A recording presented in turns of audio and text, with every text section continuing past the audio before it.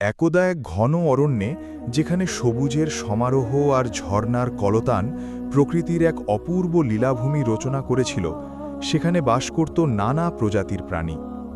আল্লাহ তাআলা এই অরণ্যকে তার অসীম কুদরতে এমনভাবে সাজিয়েছিলেন যে প্রতিটি কোণায় ছিল তার সৃষ্টির নিদর্শন। গাছের পাতায় পাতায় বাতাসের ফিসফিসানি যেন আল্লাহর তাসবিহ পাঠ করত, আর পাখির কুজন ছিল তাঁরই প্রশংসা। এই অরণ্যের প্রাণীরা ছিল মূলত শান্তশিষ্ট এবং সহাবস্থানে বিশ্বাসী। তারা একে অপরের প্রতি সহানুভূতিশীল ছিল এবং আল্লাহর দেওয়া নেয়ামত নিয়ে সন্তুষ্ট জীবনযাপন করত। তাদের মধ্যে ছিল হরিণ, খরগোশ, বানর এবং আরও অনেক নিরীহ প্রাণী। তাদের জীবন ছিল সরল। আল্লাহর উপর তাওয়াক্কুল করে তারা দিনাতিপাত করত। তারা জানত যে রিজিকের মালিক আল্লাহ এবং তিনিই তাদের সকল প্রয়োজন পূরণ করেন। এই বিশ্বাস তাদের মনে এক অনাবিল শান্তি এনে দিয়েছিল, যা তাদের জীবনকে আরও সুন্দর এবং অর্থবহ করে তুলেছিল। অরণ্যের প্রতিটি সকালে সূর্যের সোনালি আলো যখন গাছের ফাঁক দিয়ে মাটিতে এসে পড়ত, তখন প্রাণীরা আল্লাহর প্রশংসা করে তাদের দিন শুরু করত। তারা একে অপরের সাথে খাবার ভাগ করে নিত, বিপদে একে অপরের পাশে দাঁড়াত এবং আল্লাহর সৃষ্টি হিসেবে নিজেদের মধ্যে এক গভীর বন্ধন অনুভব করত। এই অরণ্য ছিল যেন আল্লাহর এক জীবন্ত নিদর্শন, যেখানে প্রতিটি সৃষ্টি তার মহিমা ঘোষণা করত। এই অরণ্যের এক প্রান্তে বাস করত এক শিয়াল, যার নাম ছিল আবু হুরায়রা। নামটি যদিও মানুষের, কিন্তু তার চরিত্র ছিল একজন প্রকৃত মুমিনের মতো। সে ছিল অত্যন্ত বুদ্ধিমান, বিনয়ী এবং আল্লাহর প্রতি গভীর ঈমানদার। তার শারীরিক শক্তি হয়তোবা বাঘ বা সিংহের মতো ছিল না, কিন্তু তার অন্তর ছিল আল্লাহর নূরে আলোকিত। সে জানত যে প্রকৃত শক্তি শারীরিক নয়, বরং জ্ঞান, প্রজ্ঞা এবং আল্লাহর উপর অবিচল আস্থা।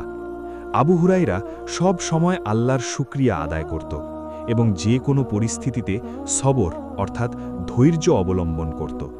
তার বিশ্বাস ছিল আল্লাহ তাআলা কখনো তার বান্দাকে একা ছেড়ে দেন না, বরং প্রতিটি মুসিবতের পর তিনি সহজ পথ করে দেন।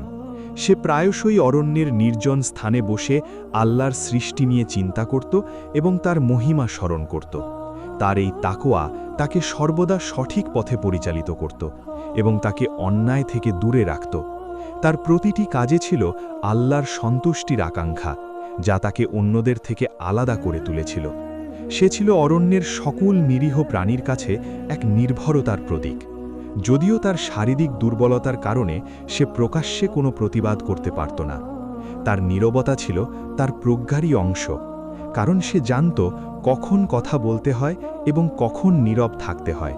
কিন্তু এই শান্ত অরণ্যের শান্তি বেশি দিন স্থায়ী হল না।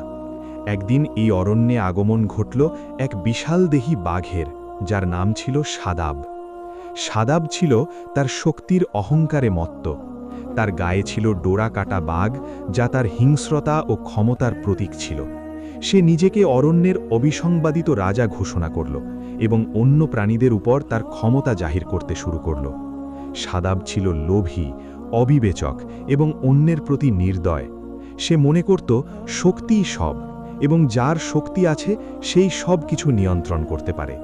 তার অন্তরে আল্লাহর ভয় ছিল না, ছিল শুধু দুনিয়ার প্রতি মোহ এবং ক্ষমতার লালসা। সে অরণ্যের প্রাকৃতিক ভারসাম্য নষ্ট করতে শুরু করল, জোর করে প্রাণীদের খাবার কেড়ে নিত, তাদের ভয় দেখাত এবং তাদের স্বাভাবিক জীবনযাত্রায় ব্যাঘাত ঘটাত। তার আগমনে অরণ্যের বাতাস যেন ভারী হয়ে উঠল। প্রাণীদের মনে নেমে এলো এক অজানা আতঙ্ক। সাদাবের প্রতিটি গর্জন যেন অরণ্যের প্রতিটি কোণায় ভয়ের বার্তা পৌঁছে দিত। তার উপস্থিতি অরণ্যের প্রাকৃতিক সৌন্দর্যকে ম্লান করে দিয়েছিল এবং প্রাণীদের মনে এক গভীর হতাশা সৃষ্টি করেছিল। তার দম্ভ এতটাই বেশি ছিল যে সে নিজেকে আল্লাহর সৃষ্টির ঊর্ধ্বে মনে করত। সাদাবের আগমনে অরণ্যের প্রাণীদের জীবনে নেমে এলো ঘোর অন্ধকার। তাদের হাসি খুশি জীবন পরিণত হল আতঙ্কে। তারা প্রতি মুহূর্তে সাদাবের ভয়ে ভীত থাকত। কেউ তার বিরুদ্ধে কথা বলার সাহস পেত না, কারণ তারা জানত যে সাদাবের শক্তি তাদের চেয়ে অনেক বেশি। তাদের একমাত্র ভরসা ছিল আল্লাহর কাছে দোয়া করা এবং এই বিপদ থেকে মুক্তির পথ খোঁজা। আবু হুরায়রা এই পরিস্থিতি দেখে অত্যন্ত ব্যথিত হল। সে দেখল কিভাবে একটি প্রাণীর অহংকার ও লোভ পুরো অরণ্যের শান্তি নষ্ট করে দিচ্ছে। সে আল্লাহর কাছে ফরিয়াদ জানালো যেন তিনি এই নিরীহ প্রাণীদের রক্ষা করেন এবং সাদাবকে হেদায়াত দান করেন। আবু হুরায়রা জানত যে শক্তি দিয়ে সাদাবকে হারানো যাবে না, কারণ সে শারীরিক শক্তিতে অনেক বেশি বলবান। তাই সে বুদ্ধি ও কৌশলের আশ্রয় নেওয়ার সিদ্ধান্ত নিল, যা ছিল তার ঈমান ও প্রজ্ঞার ফসল। সে বিশ্বাস করত যে আল্লাহ তাআলা জ্ঞান ও প্রজ্ঞাকেই প্রকৃত শক্তি হিসেবে দান করেছেন এবং এই শক্তি দিয়েই সে সাদাবের মোকাবিলা করবে। তার মনে দৃঢ় বিশ্বাস ছিল যে আল্লাহ তাআলা অবশ্যই তাকে সাহায্য করবেন, কারণ সে অন্যায়ের বিরুদ্ধে এবং ন্যায়ের পক্ষে ছিল। সে জানত যে আল্লাহর সাহায্য ছাড়া কোনো কিছুই সম্ভব নয়। সাদাবের অত্যাচার দিন দিন বাড়তে লাগল। সে শুধু খাবার কেড়ে নিয়েই ক্ষান্ত হতো না, বরং প্রাণীদের উপর নানা রকম শর্ত আরোপ করত, যেমন কোন প্রাণী কখন পানি পান করবে, কোন ফল খাবে, এমনকি কোথায় বিশ্রাম নেবে, সব কিছুই তার ইচ্ছা অনুযায়ী হতে হবে। তার এই স্বেচ্ছাচারিতা অরণ্যের প্রাণীদের জীবন দুর্বিষহ করে তুলল।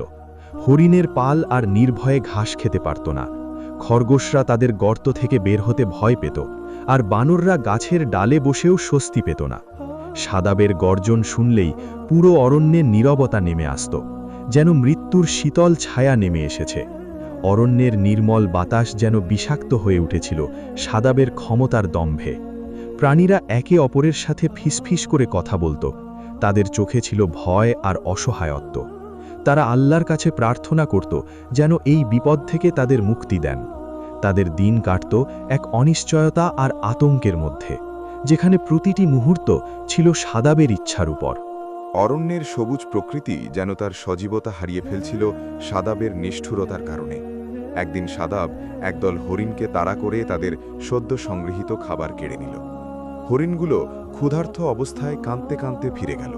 তাদের চোখে ছিল গভীর বেদনা আর হতাশা। এই দৃশ্য দেখে আবু হুরায়রার অন্তর কেঁপে উঠল। সে ভাবল, এভাবে চলতে থাকলে অরণ্যের সকল প্রাণী একদিন ধ্বংস হয়ে যাবে, তাদের জীবন থেকে শান্তি ও নিরাপত্তা চিরতরে হারিয়ে যাবে। সে আল্লাহর কাছে দোয়া করল যেন তিনি তাকে এই সমস্যার সমাধান করার জন্য বুদ্ধি ও শক্তি দান করেন। আবু হুরায়রা জানত যে শারীরিক শক্তি দিয়ে সাদাবকে মোকাবিলা করা অসম্ভব। তার একমাত্র অস্ত্র হল তার প্রজ্ঞা এবং আল্লাহর ওপর তার অবিচল আস্থা। সে মনে মনে আল্লাহর বাণী স্মরণ করল, নিশ্চয়ই কষ্টের পর স্বস্তি আছে। এই আয়াত তাকে সাহস জোগাল এবং তাকে দৃঢ় প্রতিজ্ঞ হতে সাহায্য করল। সে গভীর মনোযোগ সহকারে পরিস্থিতি বিশ্লেষণ করতে লাগল। সাদাবের দুর্বলতা কোথায় এবং কিভাবে তাকে পরাস্ত করা যায়। তার মনে ছিল আল্লাহর প্রতি অগাধ বিশ্বাস এবং ন্যায়ের প্রতি অবিচল আস্থা। আবু হুরায়রা গভীর চিন্তায় মগ্ন হল। সে অরণ্যের এক নির্জন স্থানে গিয়ে আল্লাহর কাছে ইস্তেখারা করল যেন তিনি তাকে সঠিক পথ দেখান। ইস্তেখারার পর তার মনে একটি পরিকল্পনা দানা বাঁধতে শুরু করল।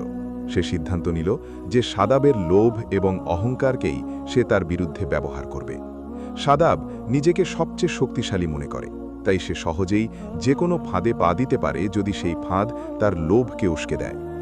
আবু হুরায়রা জানত যে সাদাবের অন্তরে তাকুয়া বা আল্লাহ ভীতি নেই, তাই সে দুনিয়ার মোহে অন্ধ।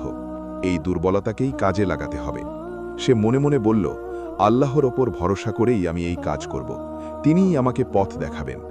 তার পরিকল্পনা ছিল সূক্ষ্ম এবং কৌশলী, যা সাদাবের মতো অহংকারী ও লোভী প্রাণীর জন্য উপযুক্ত ছিল। সে জানত যে শয়তান মানুষকে লোভের মাধ্যমে পথভ্রষ্ট করে, আর সাদাব ছিল সেই লোভের শিকার। আবু হুরায়রা প্রথমে অরণ্যের অন্যান্য প্রাণীদের সাথে কথা বলল। তারা সবাই সাদাবের অত্যাচারে অতিষ্ঠ ছিল, কিন্তু ভয়ে কেউ মুখ খুলতে পারত না। আবু হুরায়রা তাদের আশ্বস্ত করল এবং বলল যে আল্লাহর রহমতে সে একটি উপায় খুঁজে বের করার চেষ্টা করছে। সে তাদের ধৈর্য ধরতে এবং আল্লাহর ওপর ভরসা রাখতে বলল। সে তাদের বোঝালো যে সবরকারীরাই আল্লাহর সাহায্য পায়। সে তাদের মনে আশা জাগিয়ে তুলল যে এই অন্ধকার একদিন কেটে যাবে এবং অরণ্যে আবার শান্তি ফিরে আসবে। তার কথায় প্রাণীরা কিছুটা সাহস পেল এবং আল্লাহর কাছে দোয়া করতে লাগল। তারা আবু হুরায়রার ওপর আস্থা রাখল, কারণ তারা জানত যে সে একজন সৎ এবং বুদ্ধিমান প্রাণী। তাদের চোখে ছিল এক নতুন আশার আলো, যা আবু হুরায়রার কথায় প্রজ্বলিত হয়েছিল। পরিকল্পনা অনুযায়ী একদিন আবু হুরায়রা অত্যন্ত বিনয়ের সাথে সাদাবের আস্তানার দিকে রওনা হল। তার মনে কোনো ভয় ছিল না, কারণ সে আল্লাহর উপর তাওয়াক্কুল করেছিল। সে জানত যে তার উদ্দেশ্য সৎ এবং আল্লাহ তাকে সাহায্য করবেন। সে মনে মনে আল্লাহর নাম জপ করতে করতে এগিয়ে চলল। তার প্রতিটি পদক্ষেপে ছিল দৃঢ়তা এবং আত্মবিশ্বাস। সাদাব তখন একটি গাছের নিচে শুয়ে বিশ্রাম নিচ্ছিল। তার বিশাল দেহ দেখে অন্য প্রাণীরা দূরে সরে থাকত। তার চোখ ছিল অর্ধনিমিলিত, কিন্তু তার কান ছিল সজাগ। সে তার ক্ষমতার দম্ভে বিভোর ছিল। অরণ্যের সকল প্রাণীকে সে তার দাস মনে করত। তার মনে ছিল শুধু নিজের শক্তি আর ক্ষমতার অহংকার। আবু হুরায়রা সাবধানে সাদাবের কাছে গেল এবং মাথা নিচু করে সালাম জানাল। আসসালামু আলাইকুম, হে অরণ্যের পরাক্রমশালী রাজা। তার কণ্ঠে ছিল বিনয়, কিন্তু তার চোখে ছিল প্রজ্ঞার দ্যুতি। সে জানত যে সাদাবের অহংকারকে উস্কে দিয়েই তাকে কাবু করতে হবে। তার এই বিনয় ছিল তার কৌশলেরই অংশ। সাদাব চোখ খুলে তাকাল। তার বিশাল চোখ জোড়া শিয়ালের দিকে স্থির হল। সে অবাক হল, কারণ সাধারণত কোনো প্রাণী তার কাছে আসার সাহস করত না। কে তুমি, আর আমার কাছে কি চাও? সাদাব গর্জন করে উঠল। তার কণ্ঠে ছিল ক্ষমতার দম্ভ এবং কিছুটা বিরক্তি। তার মনে ছিল এক ধরনের অবজ্ঞা। এই ক্ষুদ্র প্রাণীটি আমার কাছে কি চাইতে পারে? সে ভাবল, হয়তো এই শিয়ালও আমার কাছে খাবার বা আশ্রয়ের জন্য এসেছে। আবু হুরায়রা আরও বিনয়ী হয়ে বলল, আমি আবু হুরায়রা, হে রাজা। আমি আপনার কাছে একটি অত্যন্ত গুরুত্বপূর্ণ সংবাদ নিয়ে এসেছি, যা আপনার ক্ষমতা ও প্রতিপত্তিকে আরও বাড়িয়ে দেবে। এই সংবাদ শুনে আপনি অবশ্যই খুশি হবেন, এবং আপনার নাম অরণ্যের ইতিহাসে স্বর্ণাক্ষরে লেখা হবে। তার কথাই ছিল এক ধরনের রহস্যময়তা, যা সাদাবের কৌতূহলকে আরও বাড়িয়ে দিল। সাদাবের কৌতূহল বাড়ল। তার লোভী মন আরও ক্ষমতার আশায় চঞ্চল হয়ে উঠল। কি সেই সংবাদ? জলদি বলো, আমার সময় নষ্ট করিস না। তার কণ্ঠে ছিল অধৈর্য এবং ক্ষমতার নেশা। সে ভাবল, হয়তো কোনো নতুন শিকারের সন্ধান বা কোনো দুর্বল প্রাণীর খবর নিয়ে এসেছে শিয়াল। আবু হুরায়রা বলল, হে রাজা, আমি সম্প্রতি একটি প্রাচীন পুঁথিতে পড়েছি যে এই অরণ্যের গভীরে একটি গুপ্ত ধন লুকানো আছে। এই ধন এতই মূল্যবান যে যে এর অধিকারী হবে সে শুধু এই অরণ্যের নয়, বরং পুরো পৃথিবীর রাজা হতে পারবে। এই ধন প্রাপ্তির পর আপনার ক্ষমতা হবে অসীম, আপনার প্রতিপত্তি হবে অতুলনীয়, আপনার নাম হবে অমর, এবং সকল প্রাণী আপনার পদতলে লুটিয়ে পড়বে। এই ধন আপনাকে এমন শক্তি দেবে যা আপনি কল্পনাও করতে পারবেন না। সাদাবের চোখ লোভে চকচক করে উঠল। তার মনে দুনিয়ার সকল ঐশ্বর্য পাওয়ার আকাঙ্ক্ষা জেগে উঠল। সে ভাবল, আমি তো এমনিতেই রাজা, এই ধন পেলে তো আমি অদ্বিতীয় হয়ে যাব। গুপ্তধন? কোথায় সেই ধন, আর কিভাবেই বা তা পাওয়া যাবে? আমাকে এখনই বলো। তার কণ্ঠস্বর আরও তীব্র হল। তার লোভ তাকে অস্থির করে তুলল। তার মনে তখন শুধু সেই গুপ্তধনের ছবি ভাসছিল। আবু হুরায়রা বলল, সেই পুঁথিতে লেখা আছে যে এই ধন শুধু সেই পাবে যে আল্লাহর প্রতি কৃতজ্ঞ এবং বিনয়ী। এই ধন প্রাপ্তির জন্য কিছু বিশেষ আমল করতে হবে। প্রথমত, আপনাকে আপনার অহংকার ত্যাগ করতে হবে এবং বিনয়ী হতে হবে। দ্বিতীয়ত, আপনাকে একটি নির্দিষ্ট স্থানে গিয়ে আল্লাহর নাম জপ করতে হবে এবং তার কাছে সাহায্য চাইতে হবে। তৃতীয়ত, আপনাকে আপনার লোভ নিয়ন্ত্রণ করতে হবে এবং অন্যের প্রতি সদয় হতে হবে। এই আমলগুলো আপনাকে আল্লাহর নৈকট্য এনে দেবে এবং গুপ্তধনের পথ খুলে দেবে। এই আমলগুলো পালন করলে আল্লাহ আপনার উপর রহমত বর্ষণ করবেন এবং আপনাকে সেই গুপ্তধনের সন্ধান দেবেন। এই শর্তগুলো পালন না করলে আপনি কখনোই সেই গুপ্তধনের সন্ধান পাবেন না, কারণ আল্লাহ শুধু তাদেরকেই দেন যারা তার প্রতি অনুগত। সাদাব এসব শুনে কিছুটা বিরক্ত হল। সে ইসলামিক মূল্যবোধ সম্পর্কে অজ্ঞ ছিল এবং এসবকে সে দুর্বলতা মনে করত। সে মনে মনে ভাবল, এসব বিনয়, কৃতজ্ঞতা, আল্লাহর নাম জপ, এসব তো দুর্বলদের কাজ। আমি তো শক্তিশালী, আমার এসবের কি দরকার? কিন্তু গুপ্তধনের লোভ তাকে অন্ধ করে রেখেছিল। সে ভাবল, হয়তো এই আমলগুলো গুপ্তধন পাওয়ার একটি জাদু কৌশল। এসব কি বলছিস? আমি এই অরণ্যের রাজা, আমি কেন বিনয়ী হব? আর আল্লাহর নাম জপ করার কি দরকার? আমি আমার শক্তি দিয়েই সবকিছু অর্জন করি। তার কণ্ঠে ছিল স্পষ্ট অবজ্ঞা এবং অহংকার। তার মনে ছিল শুধু নিজের ক্ষমতা আর শ্রেষ্ঠত্বের দম্ভ। আবু হুরায়রা শান্তভাবে বলল, হে রাজা, পুঁথিতে এমনই লেখা আছে, যদি আপনি এই ধন পেতে চান তবে আপনাকে এই শর্তগুলো মানতে হবে। এই ধন শারীরিক শক্তি দিয়ে পাওয়া যায় না, এটি আল্লাহর বিশেষ রহমত, আর আল্লাহ তার রহমত শুধু তাদের উপরই বর্ষণ করেন যারা বিনয়ী এবং তার প্রতি কৃতজ্ঞ। এই ধন প্রাপ্তির জন্য আপনাকে আপনার অন্তরকে পরিশুদ্ধ করতে হবে এবং আল্লাহর প্রতি নিজেকে সমর্পণ করতে হবে। এই শর্তগুলো পালন না করলে আপনি কখনোই সেই গুপ্তধনের সন্ধান পাবেন না। আবু হুরায়রার কথাই ছিল দৃঢ়তা এবং সত্যের আলো। সাদাব কিছুক্ষণ চিন্তা করল। তার লোভ তাকে কোনো ঝুঁকি নিতে দ্বিধাগ্রস্ত করল না। সে ভাবল, যদি এই সামান্য কিছু আমল করে সে পৃথিবীর রাজা হতে পারে তবে ক্ষতি কি? সে মনে মনে বলল, আমি তো শুধু ধন পাওয়ার জন্য এসব করব, আমার অন্তরে তো আর এসবের প্রতি বিশ্বাস নেই। ঠিক আছে, আমি তোর কথা শুনব, কিন্তু যদি কোনো ধোঁকা হয় তবে তোর পরিণতি ভালো হবে না, আমি তোকে টুকরো টুকরো করে ফেলব। তার কণ্ঠে ছিল হুমকি এবং তার চোখ ছিল হিংস্র। তার মনে ছিল শুধু গুপ্তধন পাওয়ার উন্মাদনা। আবু হুরায়রা মুচকি হাসল। আমি আপনাকে ধোঁকা দেব না হে রাজা, আমি শুধু আপনাকে সঠিক পথ দেখাচ্ছি। চলুন, আমি আপনাকে সেই স্থানে নিয়ে যাই যেখানে এই ধন লুকানো আছে। আবু হুরায়রা মনে মনে আল্লাহর শুকরিয়া আদায় করল যে তার পরিকল্পনা সফল হতে চলেছে। সে জানত যে সাদাবের লোভই তাকে তার ফাঁদে ফেলবে। সে আল্লাহর উপর ভরসা রেখে এগিয়ে চলল। আবু হুরায়রা সাদাবকে নিয়ে অরণ্যের গভীরে এক নির্জন স্থানের দিকে চলল। এই স্থানটি ছিল একটি গভীর গর্তের কাছাকাছি, যা প্রাকৃতিকভাবেই তৈরি হয়েছিল এবং ঘন ঝোপঝাড়ে ঢাকা ছিল। শিয়াল আগে থেকেই এই স্থানটি নির্বাচন করে রেখেছিল। সে জানত যে সাদাবের বিশাল দেহ এই গর্ত থেকে সহজে বের হতে পারবে না। পথ চলতে চলতে আবু হুরায়রা সাদাবকে আল্লাহর নেয়ামত এবং তার সৃষ্টির মহিমা সম্পর্কে কিছু কথা বলতে লাগল। যদিও সাদাব সেদিকে কর্ণপাত করছিল না, তার মন ছিল শুধু গুপ্তধনের দিকে। সে শুধু ভাবছিল কখন সে সেই ধন পাবে এবং কিভাবে সে তার ক্ষমতা আরও বাড়াবে। তার লোভ তাকে এতটাই আচ্ছন্ন করে রেখেছিল যে সে শিয়ালের কোনো কথা শুনছিল না। তারা যখন গর্তের কাছে পৌঁছল তখন আবু হুরায়রা বলল, হে রাজা, এই সেই স্থান। পুঁথিতে লেখা আছে যে এই গর্তের নিচে সেই ধন লুকানো আছে, কিন্তু সেখানে পৌঁছানোর জন্য আপনাকে বিনয়ের সাথে প্রবেশ করতে হবে। আপনাকে মনে মনে আল্লাহর নাম জপ করতে হবে এবং তার কাছে ক্ষমা চাইতে হবে। তারপর আপনাকে এই গর্তে প্রবেশ করতে হবে। যত বিনয়ী হবেন তত দ্রুত আপনি ধন প্রাপ্তি হবেন।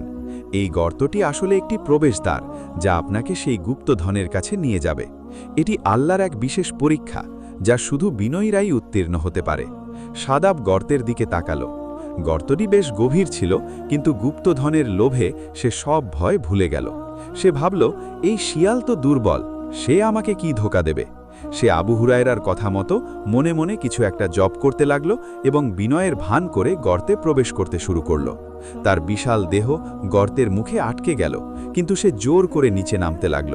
তার লোভ তাকে এতটাই অন্ধ করে দিয়েছিল যে সে তার চারপাশের বিপদ সম্পর্কে সম্পূর্ণ অসচেতন ছিল। সে শুধু গুপ্তধনের স্বপ্ন দেখছিল এবং নিজেকে পৃথিবীর শ্রেষ্ঠ রাজা হিসেবে কল্পনা করছিল। তার মনে ছিল শুধু ক্ষমতা আর ঐশ্বর্যের উন্মাদনা। সাদাব যখন পুরোপুরি গর্তে নেমে গেল তখন সে বুঝতে পারল যে সে এক গভীর ফাঁদে পড়েছে। গর্তটি এতই গভীর ছিল যে তার পক্ষে সেখান থেকে উঠে আসা অসম্ভব। সে যত চেষ্টা করছিল ততই সে আরও গভীরে তলিয়ে যাচ্ছিল। তার বিশাল শক্তি এখানে সম্পূর্ণ অকার্যকর হয়ে পড়ল। সে গর্জন করে উঠল, আবু হুরায়রা, তুই আমাকে ধোঁকা দিয়েছিস, আমি তোকে ছাড়ব না। তুই জানিস না কার সাথে লাগতে এসেছিস। তার কণ্ঠে ছিল ক্রোধ আর অসহায়ত্ব। তার চোখ দিয়ে যেন আগুন ঝরছিল। তার দম্ভ চূর্ণ বিচূর্ণ হয়ে গিয়েছিল। আবু হুরায়রা গর্তে কিনারে দাঁড়িয়ে শান্তভাবে বলল, হে সাদ্দাব, আমি আপনাকে ধোঁকা দিইনি। আমি শুধু আপনাকে আপনার লোভ ও অহংকারের পরিণতি সম্পর্কে সচেতন করেছি। আপনি আপনার শক্তি দিয়ে নিরীহ প্রাণীদের ওপর অত্যাচার করেছেন, তাদের খাবার কেড়ে নিয়েছেন, তাদের জীবন দুর্বিষহ করে তুলেছেন। আল্লাহ তাআলা কখনো অন্যায় সহ্য করেন না। আপনার এই পতন আপনার কৃতকর্মেরই ফল। আল্লাহ তাআলা কোরআনে বলেছেন, আর যারা সীমা লঙ্ঘন করে তাদের জন্য রয়েছে যন্ত্রণাদায়ক শাস্তি। আপনার এই পরিণতি আপনার সীমা লঙ্ঘনেরই ফল। আপনি আল্লাহ তাআলার দেওয়া নেয়ামতের শুকরিয়া আদায় করেননি, বরং তার অপব্যবহার করেছেন। আপনি ভুলে গিয়েছিলেন যে সকল ক্ষমতার উৎস আল্লাহ। সাদ্দাব ক্রোধে অন্ধ হয়ে গেল। সে বুঝতে পারল যে তার শক্তি এখানে কোনো কাজে আসছে না। সে অসহায়ভাবে গর্তের মধ্যে ছটপট করতে লাগল। তার অহংকার চূর্ণ বিচূর্ণ হয়ে গেল। সে বুঝতে পারল যে তার দম্ভ তাকে কোথায় এনে দাঁড় করিয়েছে। তার বিশাল দেহ এখন তার জন্য এক বোঝা হয়ে দাঁড়িয়েছে। তার মনে তখন শুধু অনুশোচনা আর হতাশা।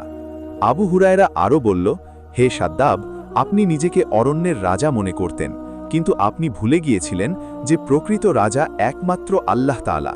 তিনি সব কিছুর মালিক এবং তিনি সব কিছুর বিচারক। আপনার অহংকার আপনাকে অন্ধ করে দিয়েছিল, আপনার লোভ আপনাকে সঠিক পথ থেকে বিচ্যুত করেছিল। এখন আপনি আপনার কৃতকর্মের ফল ভোগ করুন। আল্লাহ তাআলা বলেন, আর যে ব্যক্তি তার রবের সামনে দাঁড়ানোর ভয় করে এবং নিজেকে কুপ্রবৃত্তি থেকে বিরত রাখে, তার ঠিকানা হবে জান্নাত।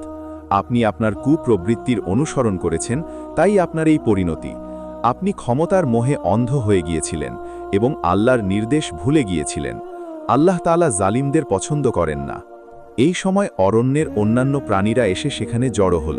তারা সাদ্দাবের পতন দেখে স্বস্তি পেল এবং আবু হুরায়রার বুদ্ধিমত্তার প্রশংসা করল। হরিণ, খরগোশ, বানর সবাই আবু হুরায়রাকে ধন্যবাদ জানালো। তাদের চোখে ছিল কৃতজ্ঞতা আর আনন্দ। তারা বুঝতে পারল যে শারীরিক শক্তি সব নয়, বরং বুদ্ধি, প্রজ্ঞা এবং আল্লাহর উপর ভরসাই প্রকৃত শক্তি। তারা আবু হুরায়রাকে ঘিরে ধরল এবং তার প্রশংসা করতে লাগল। তাদের মুখে ছিল বিজয়ের হাসি এবং অন্তরে ছিল আল্লাহর প্রতি শুকরিয়া। অরণ্যে যেন এক নতুন প্রাণের সঞ্চার হল। সাদ্দাব তার ভুল বুঝতে পারল। সে অনুতপ্ত হল। তার অহংকার চূর্ণ হয়ে গেল। সে বুঝতে পারল যে তার লোভ এবং ক্ষমতার দম্ভই তাকে এই অবস্থায় এনেছে। সে আবু হুরায়রার কাছে ক্ষমা চাইল এবং আল্লাহর কাছে তওবা করল। তার কণ্ঠে ছিল অনুশোচনা এবং তার চোখে ছিল অশ্রু। সে বলল, আবু হুরায়রা, আমি আমার ভুল বুঝতে পেরেছি। আমি আমার কৃতকর্মের জন্য লজ্জিত। আমাকে ক্ষমা করে দাও। আমি আল্লাহর কাছে তওবা করছি এবং আর কখনো এমন অন্যায় করব না। আমাকে এই গর্ত থেকে বের করে দাও। আমি আমার বাকি জীবন আল্লাহর পথে কাটাবো। সাদ্দাবের পতনের পর অরণ্যে আবার শান্তি ফিরে এলো। প্রাণীরা নির্ভয়ে তাদের জীবনযাপন করতে লাগল। অরণ্যের বাতাস আবার নির্মল হয়ে উঠল। পাখির কুজন আবার শোনা যেতে লাগল। গাছের পাতায় পাতায় নতুন প্রাণের সঞ্চার হল। আবু হুরায়রা সকল প্রাণীকে একত্রিত করে বলল, হে আমার প্রিয় বন্ধুরা, আমরা আজ একটি বড় বিপদ থেকে রক্ষা পেয়েছি। এটি আল্লাহরই রহমত। আমাদের উচিত আল্লাহর প্রতি কৃতজ্ঞ হওয়া এবং সব সময় তার উপর ভরসা রাখা। আমাদের মনে রাখতে হবে যে লোভ, অহংকার এবং অন্যায় কখনো স্থায়ী হয় না। ধৈর্য, ন্যায়বিচার এবং আল্লাহর ওপর তাওয়াক্কুল আমাদের প্রকৃত পথ। আল্লাহ তাআলা আমাদের সবাইকে সঠিক পথে চলার তৌফিক দান করুন। আমিন। তার কথায় সকল প্রাণী সায় দিল এবং আল্লাহর প্রশংসা করল। অরণ্যে যেন এক নতুন যুগের সূচনা হল, যেখানে শান্তি আর সহাবস্থানই ছিল মূল মন্ত্র। আবু হুরায়রা সাদ্দাবকে গর্ত থেকে বের করে আনার ব্যবস্থা করল।